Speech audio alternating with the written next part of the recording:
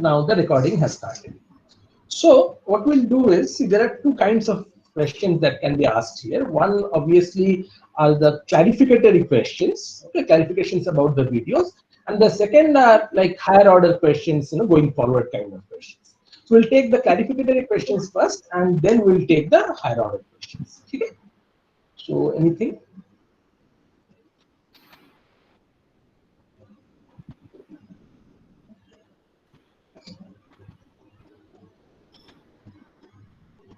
Ah.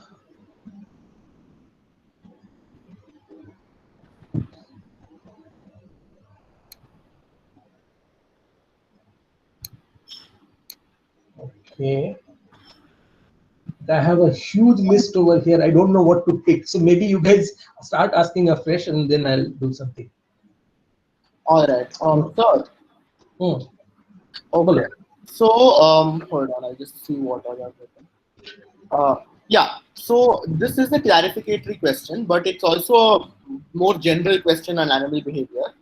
So if you have a set of, suppose an animal is following a particular trajectory, following a particular path in search of food or water or something of that sort. Like breeding grounds, birds often migrate from like Siberia to India. So do they follow some sort of a continuous distribution of some resource, or is the resource more discretely placed? So that they need to. So in this case, there would be greater deviation in paths that it can follow. Okay, how do I explain this? So is it a continuous? So for example, in the wildebeest case, is it a continuous distribution of grass that you are following a curve, or is it a scatter plot of grasses in discrete locations that you then join with a line? In which case, you can join it with any sort of line. Are you getting my question? No. Okay. See, the point is that resources are never distributed in a nice mat kind of a form, right? Resources are always, patchily distributed, and obviously the exact distribution pattern will vary from animal to animal, ecosystem to ecosystem, right? So what is true in Serengeti may not be true in the Arctic, may not be true, definitely not true in the Siberian freezer coming, and so on. That's not what I'm asking. What is the question? Okay, so if grass is distributed, so if grass is not showing a nice smooth gradient across time, across space, and it is instead distributed discretely. So for example, you have one parcel of grass in say x1, y1, one in x2, y2, one in x3, y3. So how are you joining the 3 points together? So what path the animal joins? What path the animal follows to join those 3 paths together? How is that determined? Can that be predicted? Actually, that can be predicted. Okay, and obviously it varies from case to case. There is no single theory which says that it always goes to the east by degree 50 degree or something like that. In the wildebeest case, the way they figured it out, that what is it that the wildebeest is tracking, it's actually a fabulous piece of work. Okay, now in previous years I used to cover that. This year I haven't covered. Did you guys see that guy Grant Hopcraft and that another guy Tony Sinclair? So these guys have a very nice paper in which they have done a superb bit of modeling to ask exactly this question, that what is it that the wildebeest is tracking, and based on that, can we predict the paths that they are going to take? So if you remember, at one point this Hopcraft guy is opening up his laptop and he is showing a simulation where the points are moving, right? The wildebeest movement pattern is there.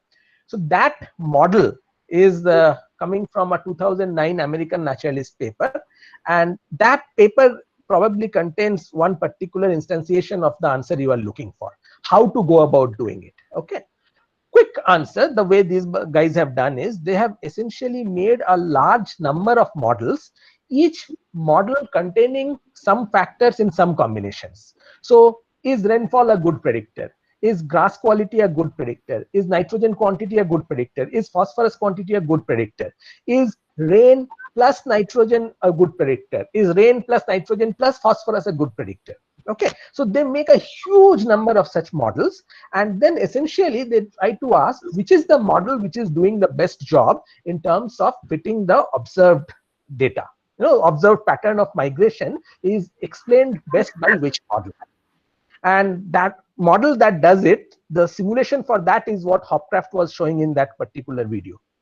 It's a fascinating piece of work, so check that out. Even then, what you just explained explains that the wildebeest is for tracking some variable, some either some nitrogen concentration, water availability, something of that sort.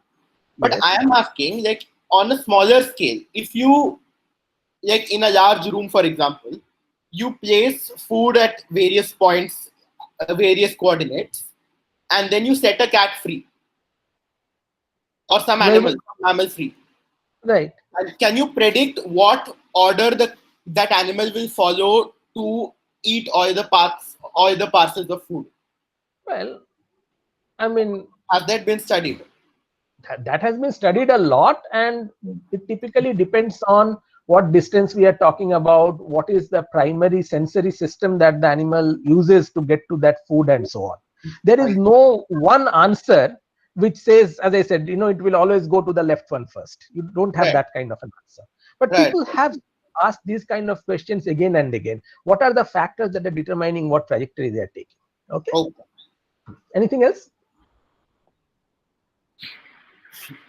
So doesn't the effect of the population of zebras and gazelles also count in the effect of migration of wildebeest on ecosystem? Yeah.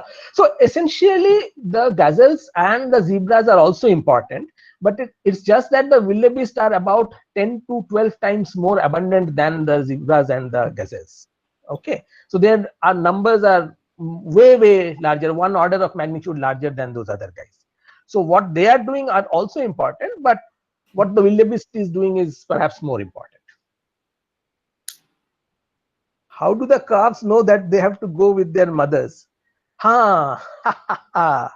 So have you guys seen that famous picture of this guy called Konrad Lorenz walking, and I think 6 or 7 ducklings following it? So turns out that this is a very well studied phenomena, that when the babies are born, in many species, during the first few hours or so, or in some cases 1 or 2 days, they look at certain kinds of signals, and then they associate that with being mother or with being safety or something. And once they do that, they are just going to follow that, or they are just going to eat from that no matter what. Okay. So for example, in one case, so this is what is known as imprinting. And in one case, what a scientist did was, instead of a mother presented a pencil tip to the baby, I think it was done in birds probably, I don't remember the exact system, presented a pencil tip to the baby during that critical period. And after that, the baby refused to eat from the mother, it will only try to eat from the pencil tip. Okay. So this is a well-known phenomena, that after birth, there is a small window of time during which whatever they see, they are going to, take that as mother or safety or whatever. But but in this wildebeest case, there are a large number of potential mothers which all act and behave in a similar manner, right? So how does the wildebeest choose which individual to imprint on? I have no idea. Frankly, I don't know if they have worked it out. There are several possibilities. One possibility might be, remember, you saw that when the wildebeest is, delivered, it's filled with fluid, amniotic fluid. It's a mammal, right? So the mother licks it clean. So maybe that is the imprinting period. If that happens, then it will explain. Okay. As I said, I don't know if that is the case, but this is how it is. No, but does this kind of thing happen in other mammals? Imprinting happens. Well, cleaning happens in almost everything. Okay. Cleaning is a very common thing. Okay. And are wildebeest herds genetically determined? Are they like, is it some, are they all genetically related? The wildebeest herds. Yeah. No, there is a very high amount of diversity. So people have actually sequenced their entire genome and have asked this question: what is the amount of variability present, how much of inbreeding, and so on? And the answer is there is a pretty large amount of variability, as you expect from a herd of that size. So in that case, we can't use.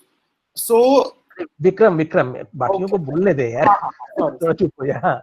Anybody else? We are coming towards the end of the class, so.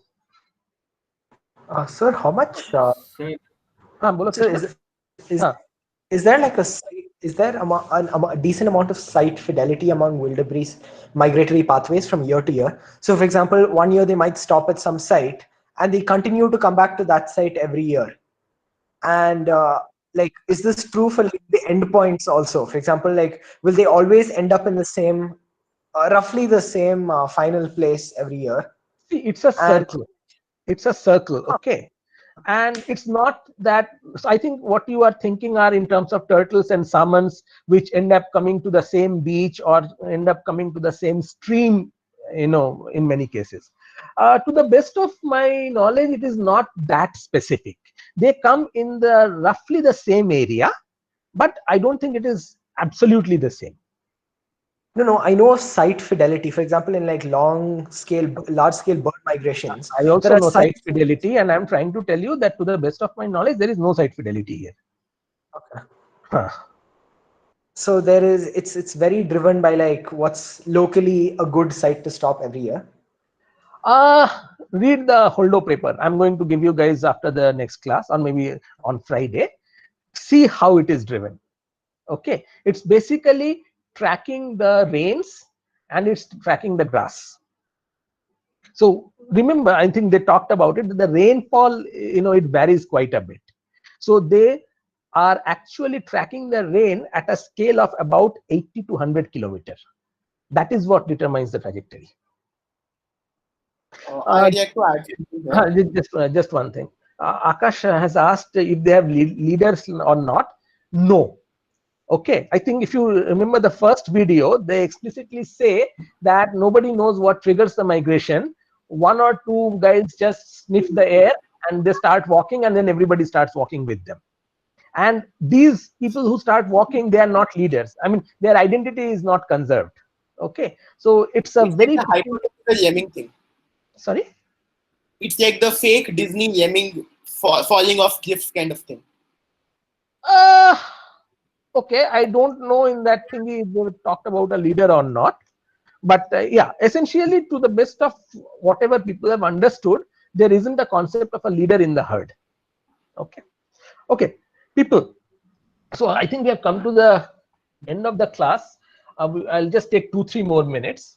So this is what I'm thinking of doing. Okay, I'm thinking of putting up a video which will be, today's was a little long, but I roughly want to keep it to about 20 to 25 minutes. And then once the video is over, then we'll stop and then we'll have a discussion for the next 20-25 minutes. Is this something that by and large people agree with? Do you think this is going to work?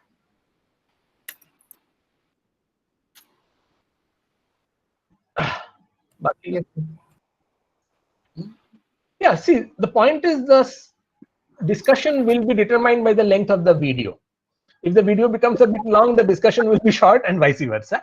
Of course, I will try to keep it as less as practicable, the video size, but then obviously if I have to give some concepts, there has to be a minimum length.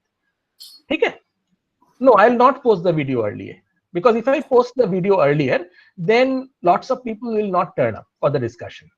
So which is why the video is going to be streamed. You guys will get the video. That's a different ballgame, but the video will be streamed. Okay? Okay, cool. So if there are any other questions, put them on Zulip. Okay, I'll take them on Zulip.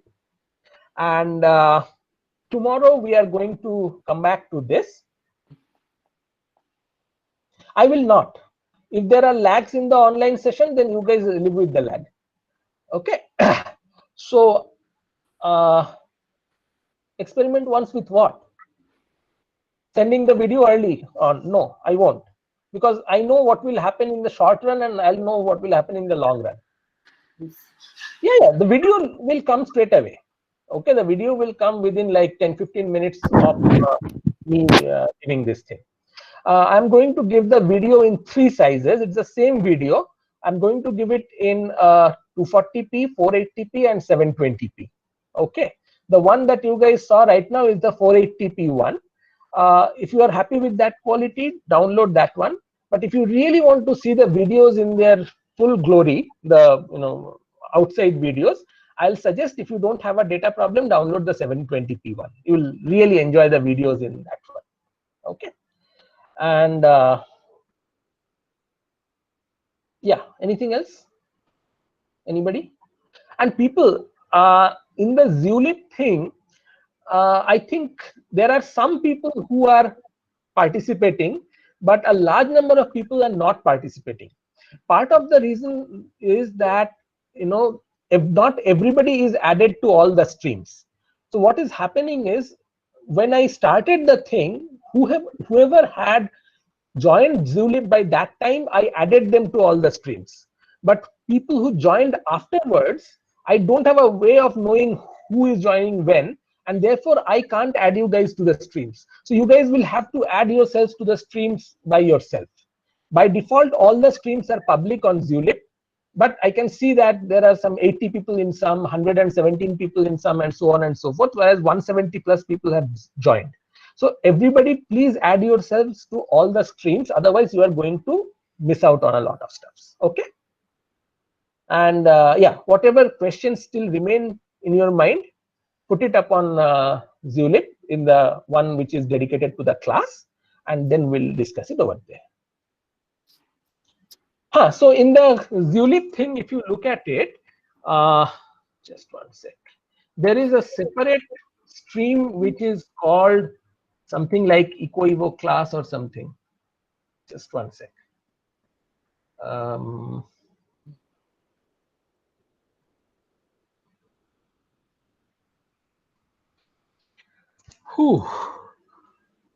So there is one stream called course related all.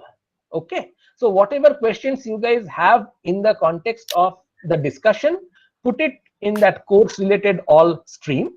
If you guys have some questions in ecology evolution in general, but which are not part of what we are discussing in the class, then put it in EcoEvo, not in class all. Okay, that's how it should go. So just to clarify, we will have, like, you will send this video that you've streamed today. Yes. And then any further discussions relating to it will be over Zulip. Yes, absolutely. Okay. I missed a little bit. In shortest words, that's exactly what it is. Okay. Chalo. So then I think I'll stop the recording. Anybody has anything else in mind? Okay. I'll stop the recording. This will probably go to one of you. I don't know to whom it will go. To whoever it goes, please make the transfer the ownership to me. Only then I can share it with the rest of the class. Okay. See, the problem with the classroom is that I can't put it by topics over there. It's like one long stream. Okay. As a result of which, we are now, everything is going to become jumbled up. And then very soon the discussion will go out of hand, which is the sole reason for which I have gone to Zulip. Okay. Anything else? Oh yeah.